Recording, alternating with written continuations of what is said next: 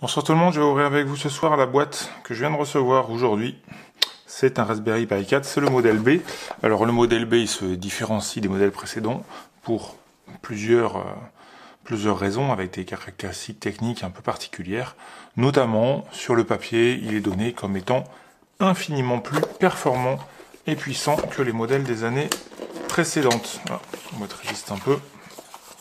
Alors qu'est-ce qu'on a dans la boîte ? La boîte, c'est un pack complet que j'ai acheté.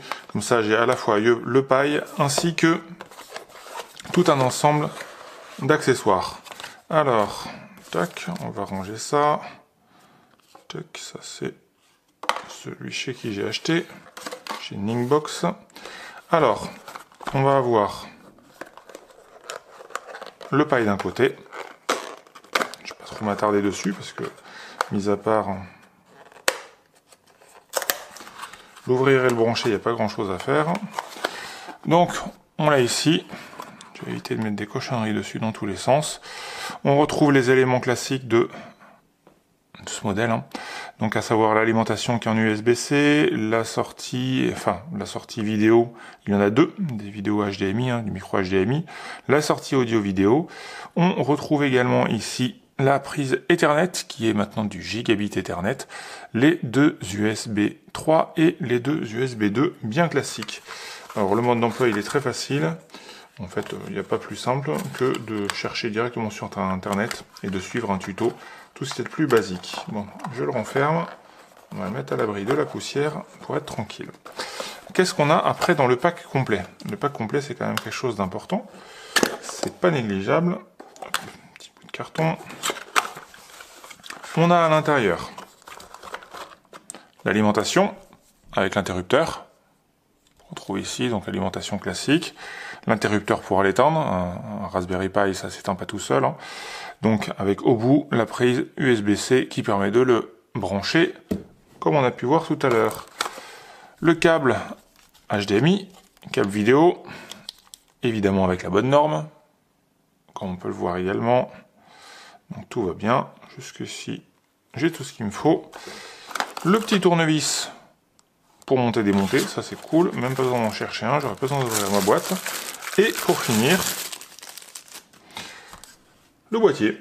Alors dans le boîtier, qui va permettre de le mettre à l'abri, on retrouve, et ça c'est essentiel, la carte micro SD sur laquelle il est déjà installé le système.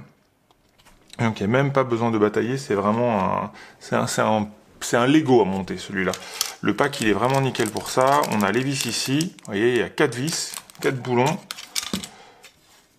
Le ventilateur, l'adaptateur USB, type C d'un côté et normal de l'autre. Donc ça c'est cool, bien cool. Et qui permet également de pouvoir mettre la carte, ici comme on peut voir, la carte micro SD. Donc micro SD qu'on va insérer directement, qu'on peut brancher en USB et de l'autre côté sur le type C, donc compatible avec la plupart des ordinateurs qui sont un petit peu récents. Et qu'est-ce qu'on trouve? Au fond, on trouve les 3 dissipateurs qui seront donc accolés sur la carte, chacun à leur emplacement, on peut pas se tromper. Ils ont chacun une forme et une taille différente, un carré, un rectangulaire et un petit carré. Et comme par hasard, sur la carte, qu'est-ce qu'il y a comme emplacement? Il y a un carré, un petit carré et un rectangle, et c'est tout. Donc on a juste à mettre les éléments en place, les coller, bien fixer, et une fois que ça c'est terminé, hop, on s'était mis, on referme le tout, on visse, on met le dissipateur technique, donc, pardon, pas le dissipateur, mais le ventilateur, excusez-moi. Et ensuite, on n'a plus qu'à le démarrer tout simplement avec la carte micro SD. La carte micro SD qui permet de pouvoir faire une installation bien propre. Moi, mon objectif, c'est d'en faire de celui-ci une Recalbox. En fait, pour faire simple, pour les gens qui ne connaissent pas, c'est d'en faire une console de jeu rétro avec tout ce qu'il faut là-dedans. Donc c'est un projet qui va me prendre quelques temps, parce que en soi, faire juste la box en elle-même, brancher sur un écran une manette de console, c'est pas bien difficile. C'est un assemblage qui est très rapide à faire, ça se télécharge très vite en ce qui concerne les éléments. Ce qui va être beaucoup plus long, c'est de fabriquer la boîte en elle-même, sur laquelle je vais pouvoir intégrer mon écran, les manettes et le reste. Voilà, bah écoutez, moi je vous laisse à chacun vos petits projets. Celui-là c'est le mien. Ça sera peut-être un as aussi, je sais pas encore, on verra bien. Mais en tout cas, c'est un objet qui est bien sympathique, petit prix.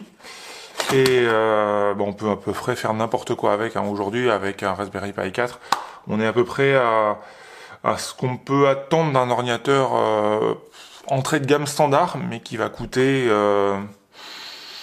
allez, entre 5 et 6 fois plus cher facilement, au minimum. Bon allez, à bientôt tout le monde. Salut.